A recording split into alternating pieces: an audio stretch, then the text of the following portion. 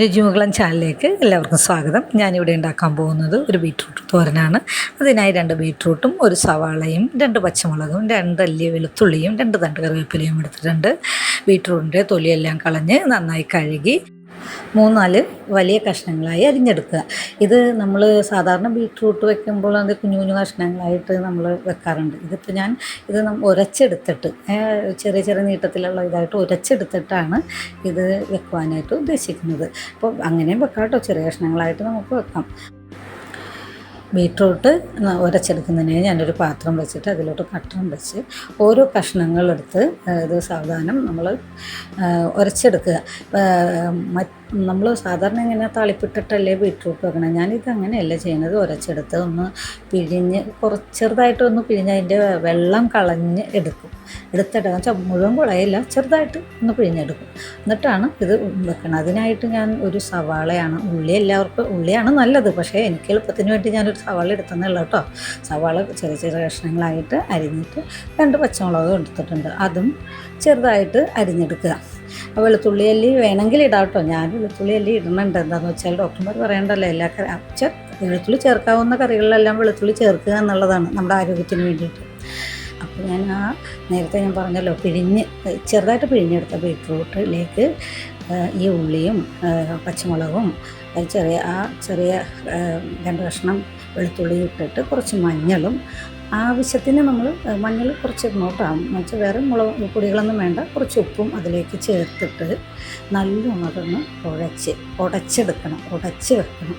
എന്ന് വെച്ചാൽ എല്ലായിടത്തും നമുക്ക് ഇനി വേറെ സംഭവങ്ങളൊന്നും ഇതിലോട്ട് ചേർക്കുന്നില്ല. എന്നിട്ട് നല്ലോണം തിരുമ്മി കൂട്ടിയിട്ട് ഒന്ന് തട്ടിപ്പൊത്തി വെക്കുക എന്ന് പറയില്ലേ, അതുപോലെ ഒന്ന് വെക്കുക. എന്നിട്ട് നമ്മൾ സ്റ്റവ് കത്തിച്ച് ഇതിനെ ഒരു ചട്ടി അടുപ്പിലേക്ക് വെച്ചിട്ട് അത് ചട്ടി ഒന്ന് അറിയാമല്ലോ ചൂടാകുമ്പോൾ നമ്മളതിലേക്ക് ആവശ്യത്തിന് എന്ന് വെച്ചാൽ അധികം എണ്ണ ഒഴിക്കേണ്ടതായിട്ട്, ഇത് ബീട്രൂട്ടിൽ അധികം എണ്ണ ഒഴിച്ചാൽ കുഴഞ്ഞു പോകും. കുറച്ച് എണ്ണ ഒഴിച്ചാൽ മതി. കുറച്ച് എണ്ണ ഒഴിച്ചിട്ട് എണ്ണ ചൂടാകുമ്പോൾ നമ്മളതിലേക്ക് കുറച്ച് കടുക് ഇടുക. കടുക് ഇട്ടതിന് ശേഷം അത് നന്നായിട്ട് എല്ലാ കടുകും പൊട്ടിയതിന് ശേഷം നമ്മളിതിൽ കൂട്ടി വെച്ചേക്കണ ബീട്രൂട്ടില്ലേ, അത് നേരെ അങ്ങോട്ട് തീ കുറക്കണം കേട്ടോ. അപ്പോൾ എന്നിട്ട് ഈ ബീട്രൂട്ട് അതിലോട്ടിട്ട് നന്നായിട്ട് ഇളക്കി കൂട്ടണം. ഇളക്കി നന്നായിട്ട് എന്ന് വെച്ചാൽ ഇത് എണ്ണ ബീട്രൂട്ടിലേക്ക് എല്ലാത്തിലും പിടിക്കണം. എന്നിട്ട് നന്നായിട്ട് ഇളക്കി നല്ല കൂട്ടിയിട്ട് ഒന്ന് ആദ്യത്തെ ഒരു മിനിറ്റ് നമ്മൾ മൂടി വെച്ച് വേണം അതൊന്ന് വേവിക്കാനായിട്ട്. അതിനുശേഷം നമ്മൾ മൂടി വെക്കരുത്. എന്ന് വെച്ചാൽ ഈ ബീട്രൂട്ടിൽ വെള്ളം ഉണ്ടല്ലോ, ആ വെള്ളമെല്ലാം വറ്റിപ്പോണം. അപ്പോൾ ചെറുതായി മീഡിയം തീയിൽ വെച്ചിട്ട് ഒരു മിനിറ്റ് കഴിയുമ്പോൾ ആ മൂടി മാറ്റിയിട്ട് നോക്കുക. അപ്പോൾ അതിൽ ചെറുതായിട്ട് ബീട്രൂട്ട് വടങ്ങുന്ന ഒരു പീര എടുത്ത് വെച്ചിട്ടുണ്ട്. ആ തേങ്ങാപ്പീര അതിലേക്ക് ഇട്ടിട്ട് അതൊന്നുകൂടി നല്ലോണം മിക്സ് ചെയ്തിട്ട് പിന്നീട് നമ്മൾ മൂടരുത് കേട്ടോ. അപ്പോൾ അതിൽ ഇരിക്കുന്ന വെള്ളമെല്ലാം വറ്റണം കുറച്ച് സമയം. എന്നുവെച്ചാൽ ഈ ബീട്രൂട്ട് എന്ന് പറഞ്ഞാൽ പെട്ടെന്ന് എടുക്കരുത്. അതൊന്ന് നല്ലോണം ഒന്ന് വാടുമ്പോഴേ ടേസ്റ്റ് ഉണ്ടാവുള്ളൂ. അപ്പോൾ നന്നായിട്ട് വാടിയതിന് ശേഷം അതിലേക്ക് കുറച്ച് കുരുമുളക് ഞാൻ വിതറുന്നുണ്ട്.